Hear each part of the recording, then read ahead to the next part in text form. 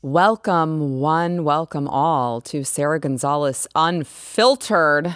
I, of course, am Sara Gonzales. It would be weird if my name was something different and they named the show Sara Gonzales Unfiltered. Today, we have FBI whistleblower Kyle Seraphin, who is joining me with shocking details about the investigation, or lack thereof. I should say the lack of investigation into the J6 pipe bomber. Yeah, remember that pesky pipe bomber? Well, the FBI and Biden regime would really love it if you would just forget about that guy, forget that it happened. Let's not talk about that anymore. Let's let bygones be bygones. But I haven't forgotten about it, and I want to talk to Kyle. Also, I will be talking with the Montana couple who says their daughter has been taken from them by the state because they wouldn't affirm her chosen gender. Yes, state-sponsored kidnapping of minors in Montana, of all places. So we will get into that. Be prepared to be infuriated. And just as a reminder, don't ever think that because you are in a supposedly conservative area that this couldn't happen to you. But first, the verdict is in for Aidan Maese-Czeropski, the now disgracefully resigned Democrat staffer who was caught having anal sex with his gay lover on the grounds of the Capitol. And I will say, after investigating the matter, U.S. Capitol Police have determined that for now, we are closing the investigation into the facts and circumstances surrounding a sex video that was recorded inside the Hart Senate office building on the morning of Wednesday, December 13th.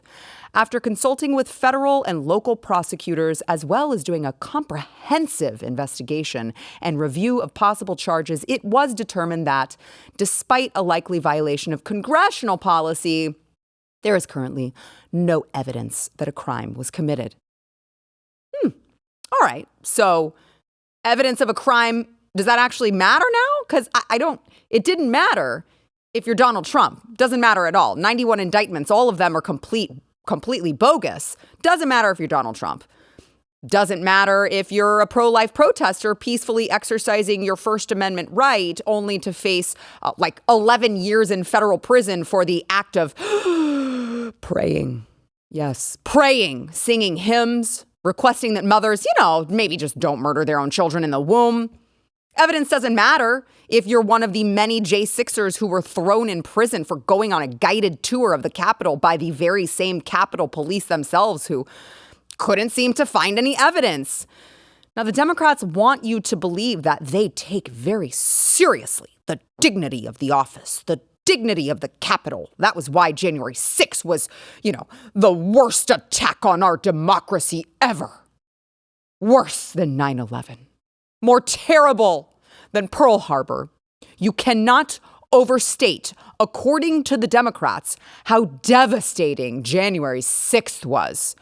How dare those red hat wearing, nasty, ultra MAGA extremist Republicans who, just want to be left the hell alone by the federal government come do the awful thing of putting their feet up on Nancy Pelosi's desk because the Capitol is just that sacred.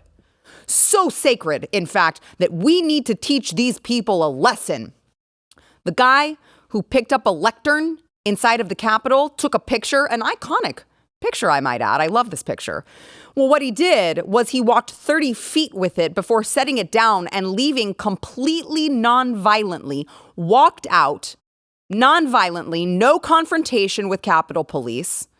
He received prison time, an ankle monitor upon release, a year of supervised release, a $5,000 fine, 200 hours of community service, and had his Second Amendment rights taken from him, all because he picked up a lectern and set it back down. They were somehow able to find the crime for that act. But a gay dude gets bent over in a Senate office building and takes it up the tailpipe on video. I can't think of a more desecrating thing to do on this sacred grounds than put a wiener in your anus in broad daylight. And suddenly, there's no crime committed here. We looked everywhere. We looked up. We looked down. We looked all around. Well, we didn't check inside his butthole, but maybe we should. Perhaps the evidence is right in there. These people are not serious people. They have no morals. They have no values. They have no virtues. Now, don't get me wrong. They virtue signal, but they are not virtuous people.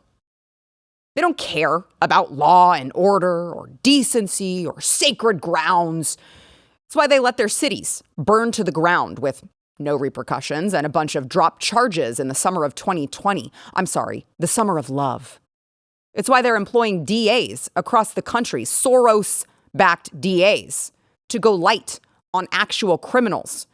It's why they literally let people out of jails in the name of COVID. It's why they embrace illegals coming right on into the country. It's why they host transgenders who flash their fake boobies on the White House lawn. They don't give a crap about decency. They don't care about actual laws. They merely want to use them to weaponize against you. But, the more I thought about it, the more I thought there is something a little bit fitting about this act being perfectly acceptable on Capitol grounds. It is rather reminiscent of what the federal government does to us every damn day. Now, I want to throw back up here. Yes, this meme. We try to laugh here so we don't cry. This is the Democrats' Nobody is Above the Law starter pack. And for those of you who are listening on podcast, it shows the January 6th lectern guy, as I mentioned before. It, of course, shows the QAnon shaman with his horns, who we now know was guided by the Capitol Police. He engaged in a guided tour by Capitol Police on Capitol grounds and had to serve jail time. You have the man who dared put his feet up on Nancy Pelosi's desk, who all apparently committed crimes. Crime. And then you have this guy with his exit-only pipe just thrust out there for the world to see and happened right in a Senate building. Apparently, that is not a crime. It's disgusting. These people are absolutely despicable, disgusting scum. Now, I want to talk to Kyle when we come back, this FBI whistleblower who has just been, the wealth of information that he has been sharing has been amazing. And I want to talk to him. But first, we want to thank our sponsor, Preborn. So last year, because of you guys, our viewers, Preborn's network of clinics saw over 58,000 babies saved. That is huge. Thank you guys. For those of you who donated, thank you. Now, for those of you who are new to Preborn, you haven't heard of them, they are like one of my very favorite organizations to work with because they make this really easy for me.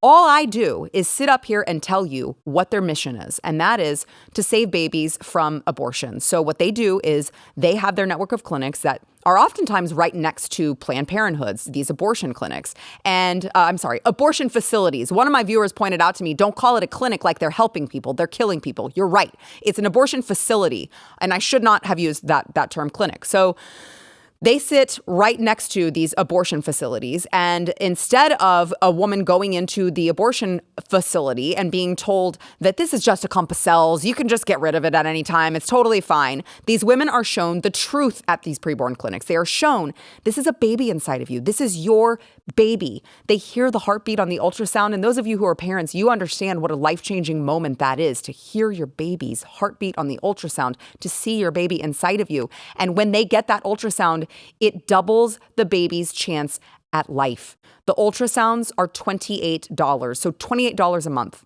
could be the difference between the life and death of a baby. I would ask if you guys have that $28 to spare, or maybe more. You can go to preborn.com/Sarah. I can't think of a better way to donate money, knowing that it is going to saving babies' lives. You can go to preborn.com/Sarah.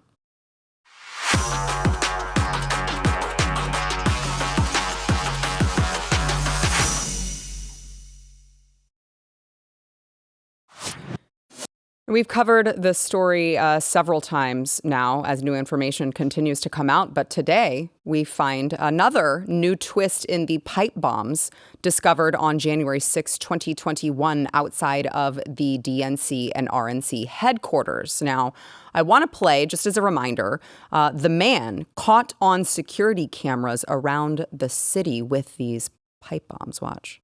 This is somebody with a mask on, wearing a hat. They're walking in front of the DNC, which is out of the view on the right-hand side. You'll see him come into view. He goes to one police car. He goes to another police car. He's holding a backpack. He's got a mask on. He's talking to the police. And within a minute, they start scrambling. You'll see the camera turn to the pipe bomb, the location of the pipe bomb. By the way, that's, I believe the Metro police are now getting out of their car, and that's Vice President-elect's detail in the black SUV, I believe.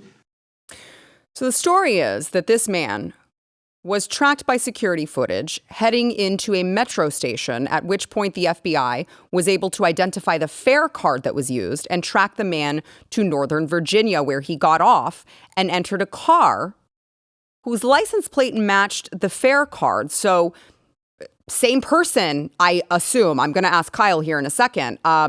If so, I'd say that's a pretty solid lead. But after an FBI team began further investigations on this man, they were suddenly stonewalled and told to back off. And what's more, turns out this person had government security clearances. How peculiar. I want to welcome on Kyle Seraphin, former FBI special agent assigned to the pipe bomb investigation. Kyle, I've been following your work for a while now, and I appreciate you joining. Hi, Sarah. It's good to be with you. Let's get really clear, because I think there's so many conspiracies and there's so many people that have misconceptions about what's going on in there. There's one little tweak I'm going to say. And by the way, Blaze has been way out in front of everybody. It's between you and Revolver, with Steve Baker out there getting it done. So the individual that found the pipe bomb that was in front of the DNC apparently was a plainclothes United States Capitol Police officer. But the individual that you just showed in the hoodie, that person, we're told, was the one dropping the bombs on January 5th, the night before. Okay. And that person, as you correctly identified, there was a Metro card and a timestamp that was, briefed to me and my team. And then they tied that to the same name. Whoever bought that card also had a vehicle that was the pickup vehicle for that individual. And I would say that the odds are is that it's probably not the same person, that the person who did the pickup and actually paid for the Metro card may not have actually been the person in the hoodie. But you're exactly right that that is a very good place to start. And it's very peculiar that 3 years ago, my team and I were told that we couldn't continue doing surveillance on him. And we also made kind of an unusual request for FBI agents saying, hey, we're not the case agents, but would you like us to go do a bump on this person? A bump is kind of an incidental interview, and see if we can size them up and see if this is the right person, if they want to come clean. And we were told absolutely not. And my team was never reassigned to that case after 3 years. Wow. So so then can you confirm it is true that he is a retired Air Force chief, master sergeant, who did have government, he was like working as a government contractor, so he still had government security clearances? I should say, the man who paid for the fare card and whose car it was that this gentleman got into. Yeah. So the information that we were briefed, and this is the other thing, this was a very fast moving, and this was happening all in real time. Everybody was kind of scrambling. This seemed like the most important case to be working on regarding January 6th. So what we were briefed, yes, retired Air Force, an E9, that's what was told to us, that the bombs were inert. We were given all this stuff right up front, like the first week. Wow. Now, subsequent research and the name of that individual is sitting with Congress.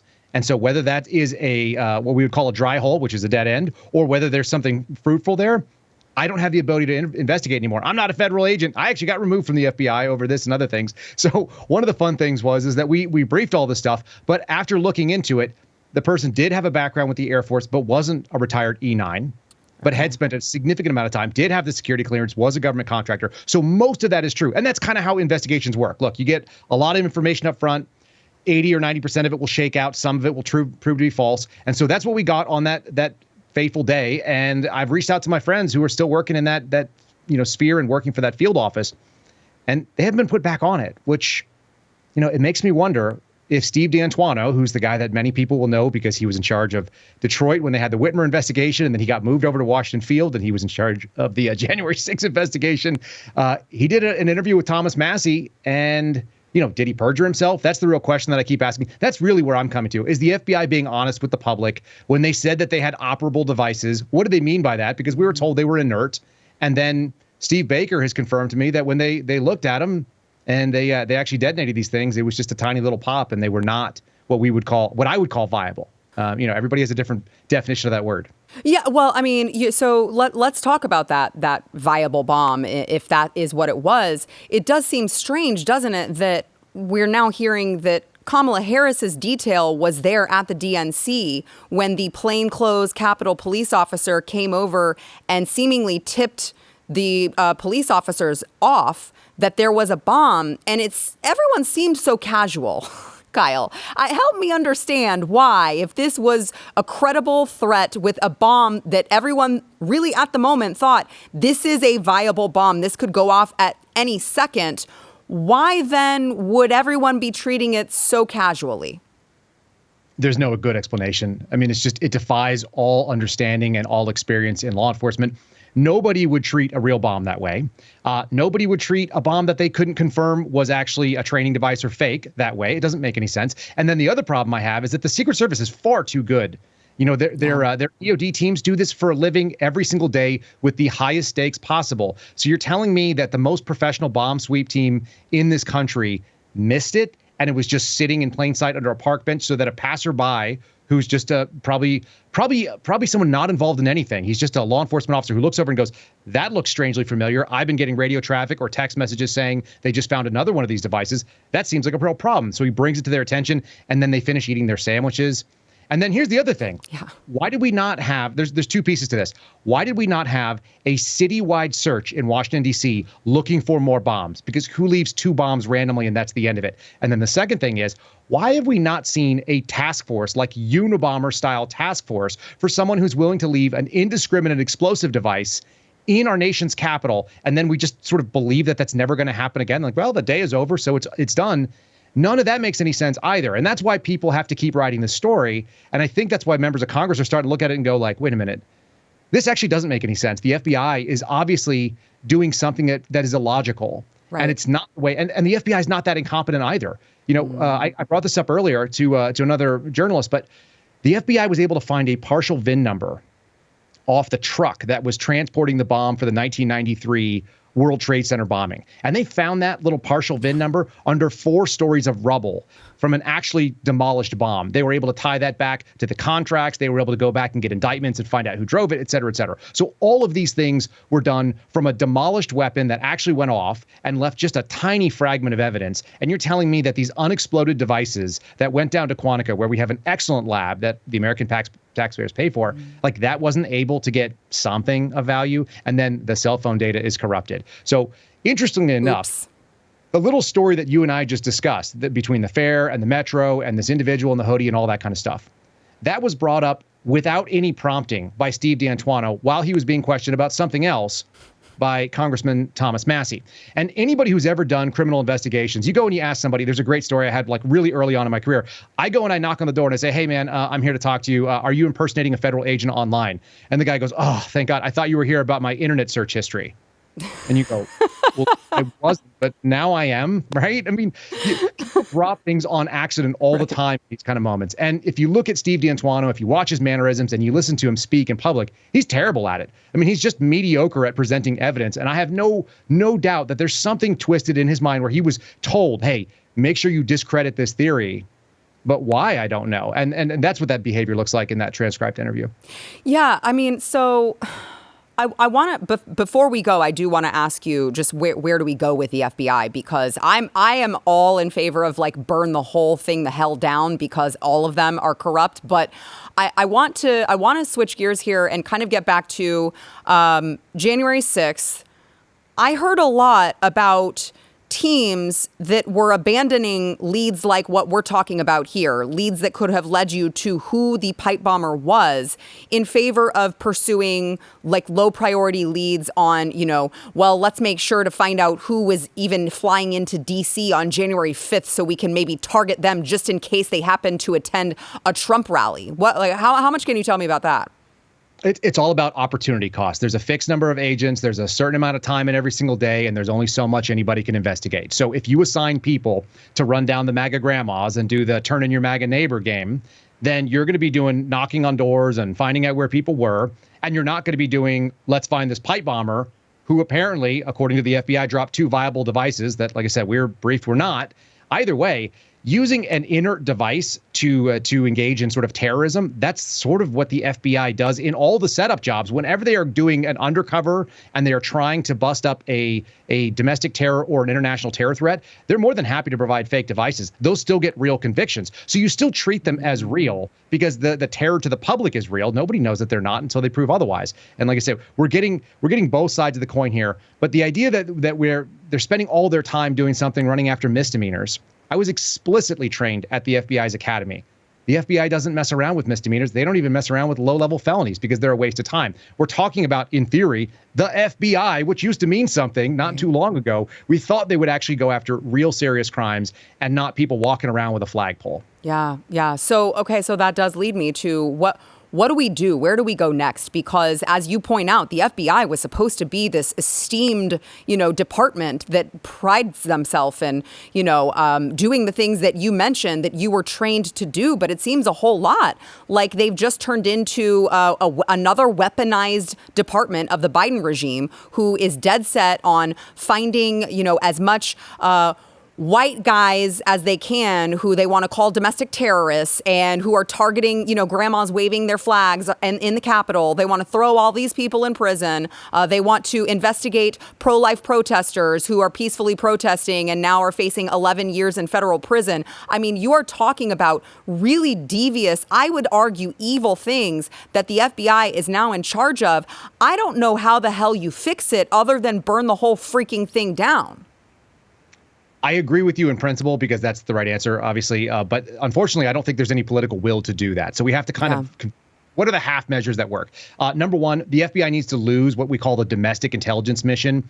When you have intelligence capabilities, which are all national security tools, and then you apply that to an organization that does law enforcement, in other words, they can lock you up, you have what's called a secret police in any society that's ever existed in the last 200 years. So secret police are antithetical to the American people's sort of sensibilities. We shouldn't have that. And then the second thing you can do is we absolutely need to unroot the FBI from where that corrupt swamp is, that sort of like nasty symbiotic relationship that happens between the Washington field office and the headquarters building, the Hoover building. Those are 5 minutes walk away. And most of the people that are really the worst, what they'll do is they basically find themselves at headquarters doing some supervisory job. They bounce over for a GS-14, then a GS-15. They go back and forth between these. And suddenly you've got the number 2 and the number 3 people in the FBI. And they haven't left D.C. in 10 or 15 years. And they haven't done casework in 10 or 15 years either, by the way.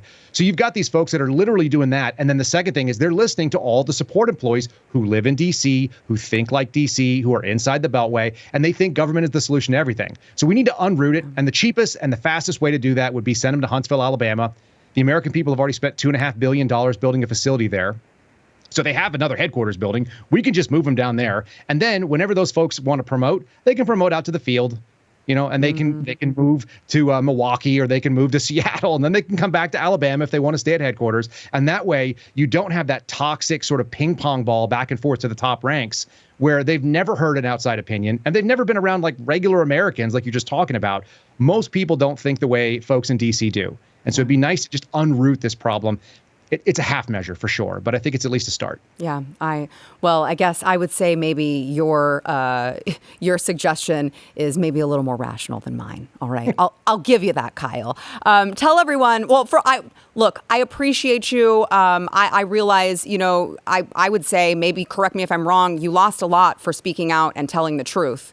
And I appreciate it because Americans deserve to know what their government is doing and oftentimes being weaponized against them. And I just appreciate your work so much. Tell everyone where they can find you. Sure. Folks can find me on Rumble, rumble.com/Kyle Seraphin. So just my name. They can also find me on the various social media outlets. I'm on Twitter pretty much, and I'm on True Social, and I have some minor presence on Instagram. Those are all at Kyle Seraphin.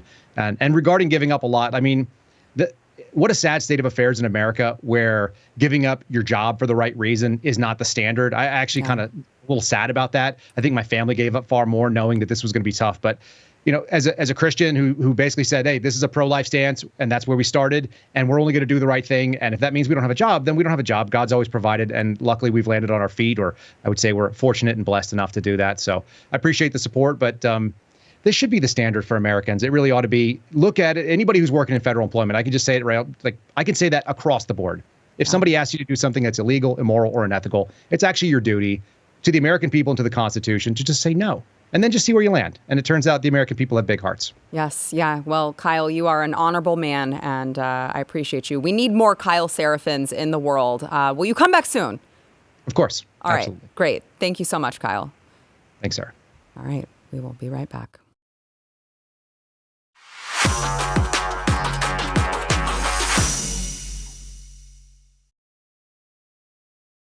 My next guests are Montana parents Todd and Krista Kolstad, who lost custody of their 14-year-old daughter because of a disagreement over her desire to change genders.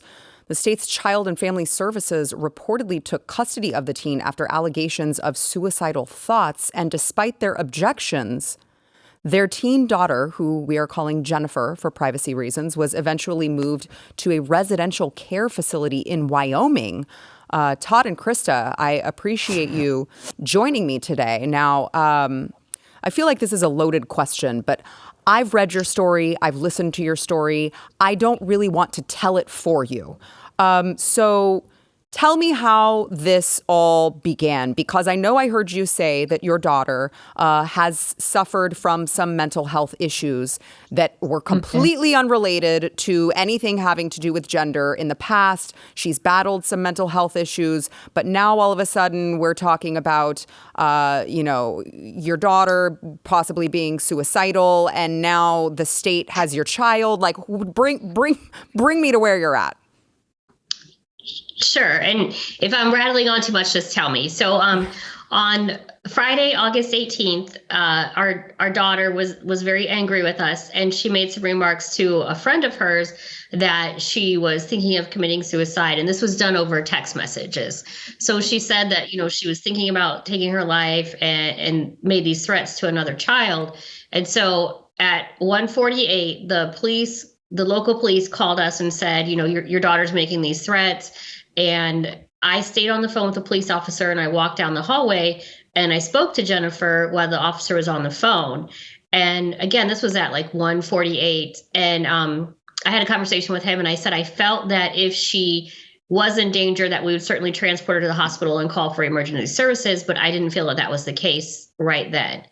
So then at about 7:40 that night is when Children's Services showed up at our door, because the officer could not lay eyes on our child or speak to our child, even though he didn't ask to do those things. He didn't come to our house or anything. He simply made a phone call. Right. So from there, you've probably heard the story. I gave them a tour of my home, and I wasn't real sure, like, what goes on, what do you do? It's definitely off-putting and scary. Yeah. To have these people show up at your house when you've never done anything. So our attitude was that we're 100% transparent because we have nothing to hide. And so we gave her a tour of the home and all this other stuff. And then she wanted to talk to our daughter, and we allowed that. But then we were kind of like, after a few minutes, we were like, maybe we should go out. They were on the front porch, and we're like, maybe we should go out there. Maybe we should see what's going on. So we went out there, and at that point, we were told that our daughter had ingested toilet bowl cleaner and also ibuprofen earlier in the day and needed to go to the hospital and get checked. Okay, so, but that ended up not being the case. And you, tell me if I have this right, that ended up not being the case, and you guys pretty much figured that that was not the case in the moment because your daughter has a history of these types of, saying that she's going to do something like this and then not following through with it. Do I have that right? Exactly. And also that day in particular, we were with her all day long. We had company over at the house. He had just gotten a new puppy, and so we were with her, so it was really clear that didn't happen. And we also, I was working in the kitchen table with my laptop all day. So that's where the cleaners were. That's where any medications were. So I knew that she hadn't done that. So we really felt that this was attention seeking, and we let the social worker know, we feel that this is attention seeking, but we're going to err on the side of caution, and absolutely let's go to the hospital and make sure she's okay and make sure she's checked out. Now, when did you guys find out? Because I know you didn't find out for a while that your daughter was identifying as a male named Leo. When did you find that out in this process? Yeah, there was two instances. So approximately 2 years before that, our church told us that she was telling people her name was Leo and that she was a boy. And we started getting text messages from different residents in that town saying what she was doing and running with a bad crowd. And then for the last 2 years since then, absolutely nothing to do with it. Just a great kid, doing great in school, happy all the time.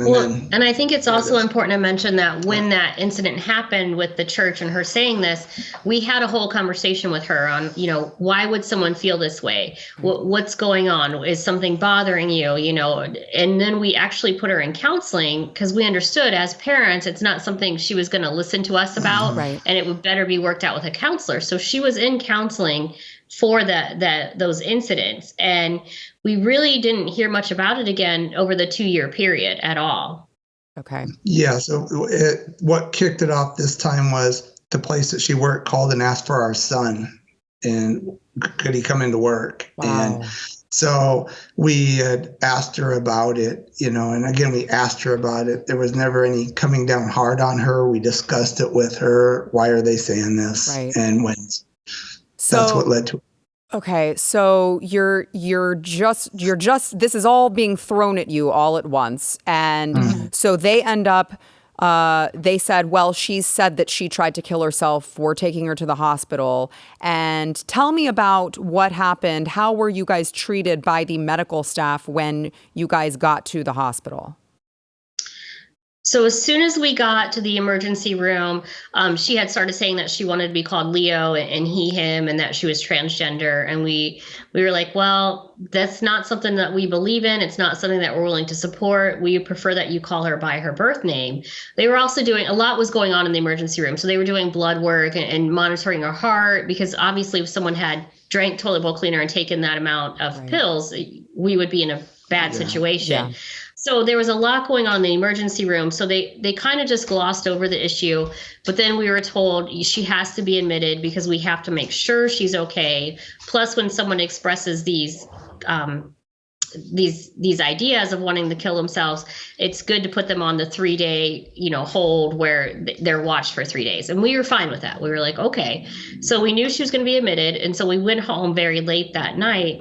And the next day we went back to the hospital, which was Saturday the 19th. And that's kind of where everything just took a downward spiral and started happening from there. And do I have this correct, that the hospital staff would do things such as, first of all, call your daughter by incorrect pronouns, call your daughter he, him, and call her Leo, but also they would do things such as you would ask for her to eat her nutritious part of her meal first, encourage your daughter to eat the nutritious part of her meal first, and the medical staff would override you by calling out to others, come give this boy a banana split. Yeah, she rolled her eyes at us and was very much like, and then she yelled down the hallway, get this young man a banana split dessert. So things like that were going on. There was also an aide that sat outside my daughter's room that was talking about how she was going to have top surgery and how she was non-binary. So things like that were going on. Then the hospital was giving her men's products to use after we were like, we don't want that. We're not okay with that. How did you react in that moment? And I don't mean this as a joke, it's going to sound like one. How did you not go to jail for assault? Because I'm listening to you and I'm infuriated at the thought of someone overriding my decision as a parent for my child.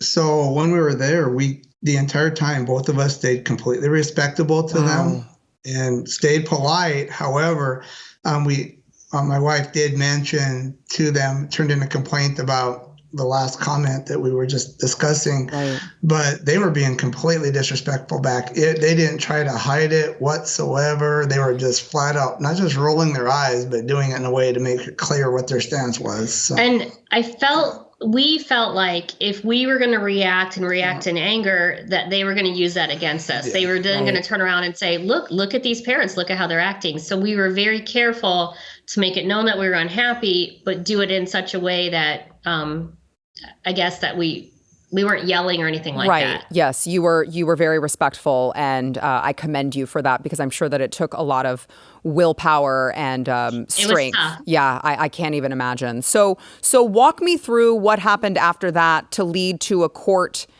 giving the state custody of your daughter. One thing that was going on in there that was overlapping what we're just talking about was we had never heard it, except for we heard our daughter mention it, talk about Wyoming, and didn't really know why. And then when the hospital staff was talking about it too, we knew there must be something to that. So we went ahead and right in front of the doctors, we did a Google lookup, and we saw that when you look at Montana, Idaho, North and South Dakota, every one of those states bans child being given gender care or transitioning without parental approval, except for Wyoming. And that's where the hub is. And they had actually just lost the legal battle regarding that. So it was okay for them to do it in that state. So that was alarming right off the bat. So, but what reason did the state give for saying you guys aren't fit to parent your child? We are taking. I mean, this is state-sponsored kidnapping. What reason did they give? So they wanted her to go to an acute psychiatric care facility for inpatient care and counseling. And we 100% agreed with that. We were totally fine with that. We felt, you know what, this needs to happen. She definitely needs more help than we're able to provide. We were told at that point that there were 6 facilities in the state of Montana, and then there was this one over in Wyoming. And that's when we pulled up on our cell phones and we realized Wyoming didn't have the same laws in effect that Montana did. So we said to our CPS worker right there in the room, and the doctor and everybody was there, we said, you know, it doesn't look like they have the same things in a place that Montana does. What are our rights? Who's going to protect our daughter? Who can answer our questions? And we were asking questions like that. And our CPS worker, she said, well, that's probably not even going to happen, so we're not going to worry about it. And if we have to cross that bridge, she said, we'll cross that bridge together if we have to come to it. So we were kind of like, I don't really trust you and stuff, but we were under the impression that they were looking for a bed in Montana. So we had to express that we preferred Billings, Montana, because we go there for some medical things quite often. And they knew that that's what we wanted, but we were open to any bed in Montana. So what happened was on August 22nd, when I left the hospital, we were told she was next in line for a bed in Billings, but it still could be a day or so. So we were like, okay, we think we're seeing a light at the end of this tunnel and we're going to get somewhere. Then that evening, it was between 7:30 and 8, the hospital called us and said that a bed had opened up in Wyoming and that she needed to go. And so we were very, shocked and taken aback. And we were like, okay, well, where in Wyoming? We weren't told the name of the facility. None of our questions, we're like, who can answer our questions? Who can help us with this? What are our rights? And nobody had any information for us. So they said, she has to go. She's not doing any good in this hospital. We're not doing her any good. And I understood that, but we were like, wait, who can help us with what's going to happen next? And within 10 minutes of that phone call ending is when we were served with papers removing her from our care. And the next day she was transported to Wyoming. Oh my gosh. And one thing just prior to that, even though they said she was next in line for a bed in Billings, there was almost an unspoken, there was nonverbal cues going back and forth between the medics and our daughter like assuring her that that ain't going to happen. We're just telling your parents what they want to hear. So we kind of knew they were going to do that. Wow. You could tell. You could tell by the body language. Okay. We felt that that's what was happening. Yes. So I still have some questions for you. I've got to take a quick break, and then I want to come back and talk to you more about where you're at in this process. Okay. All right, let's go ahead, and we're going to take a quick break, and we will be right back.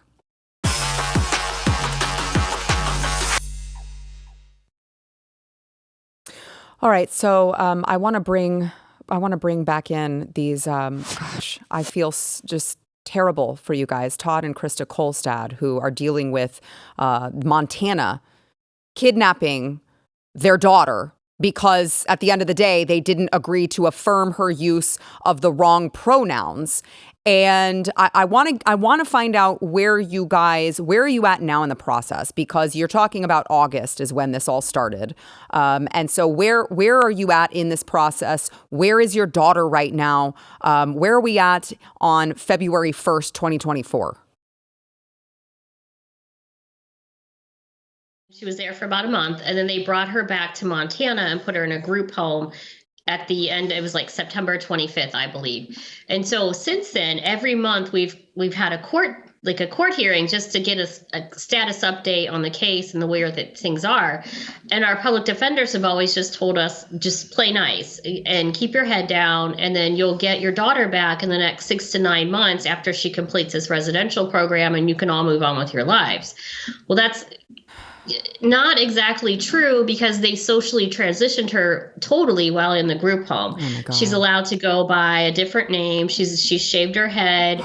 She wears a chest binder. She has all men's clothes. She goes to a school group. It's a therapeutic setting. So it's not like a regular school, but she's in all boys groups at school and presents herself as a boy. They let her go to church, which we're totally fine with, but no one's ever told us the name of the church so that we could make sure that their beliefs were in line with ours. I mean, it could be the Church of Satan. We don't know. We've never been told anything.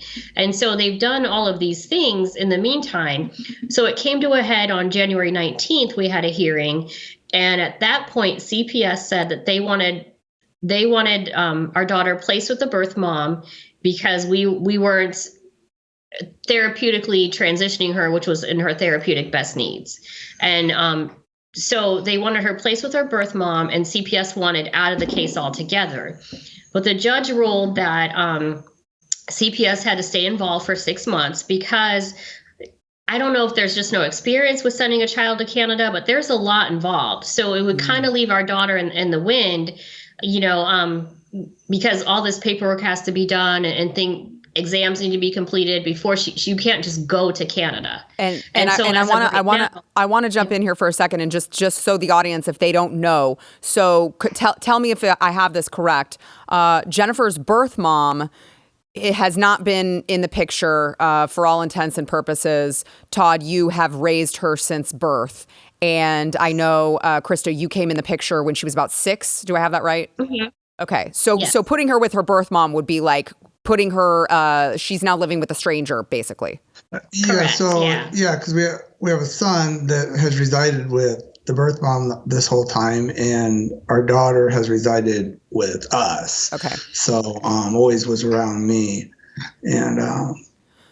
And there's some, we don't want to sling mud or anything by any means, but there's some question about, is that a safe environment? What goes on up there? Right. And so CPS said, the judge ruled that CPS has to stay involved for the next 6 months. They actually have custody of our daughter because no one's even seen this woman's home to make sure it's safe or anything like that. So they're supposed to be completing those investigations. But in the meantime, they are set to send her to Canada, period. And that's the end of it. They made it quite clear to us that reunification isn't going to be what we expect, that she's not going to be under our roof, but we will have the opportunity to be in her life. Oh, my gosh. Yeah, just to amplify, too, prior to them doing this, all they cared about was her being transitioned. So the guardian had lied them. They sent to our house prior to this, said we have a nice home, good family, but they said, if we're not gonna agree to call her by her preferred pronouns and let her, be raised as a boy, then we're not going to like what she has to say in court. That's what she said. Do you guys? So we knew that's cut and dry. That's bottom line right there. Yeah. What? So do you have? I mean, you mentioned public defenders. Do you have some good lawyers? I know I was on Megyn Kelly's show yesterday. You guys were on as well. I know have you talked to the people who she was going to put you in touch with yet? Because I have to believe that there's a way that you guys can fight back against this. Sort of. People are contacting with us, but we haven't retained legal counsel yet. Okay. A lot of the places that want to help us are not licensed in the state of Montana, so I guess they kind of source it out to a family lawyer, someone who specializes in family law in Montana. And so we have agencies who are looking for a specialized family law lawyer in Montana to take the case. So they're actively looking for us, but something hasn't come up yet. Okay. Do you guys have any sort of fundraising apparatus that people can make donations to? I'm sure this is not going to be cheap. Right. There is a Give, Send, Go set up. And so we would encourage people, if they feel that they're able, to go ahead and visit that page. Great. Can you tell everyone what do you know the URL? Or search? What can they search for? I think just Kolstad's on Give, Send, Go. Perfect. Should bring it up. Great. And we'll make sure to put that in the description of this video so people know where to find it. Todd and Krista, I cannot even imagine what you guys are going through. It is evil. It is demonic what's happening right now in this country, in the state of Montana, and all of these other states where they think that they should have the final authority over someone's child rather than their own parent who God has entrusted to, of course, raise and parent that child the way that they see fit, and certainly not to believe in falsities about who they really are and what their gender is. And I cannot, my heart goes out to you guys. I appreciate you guys speaking out, and I hope that you will keep us updated of this process because we want to help however we can. Absolutely. Yes. Thank you. Thank you guys. God bless you. Thank you. I'll be praying for you guys. All right, I gotta take a little break before I break some shit. We'll be right back. I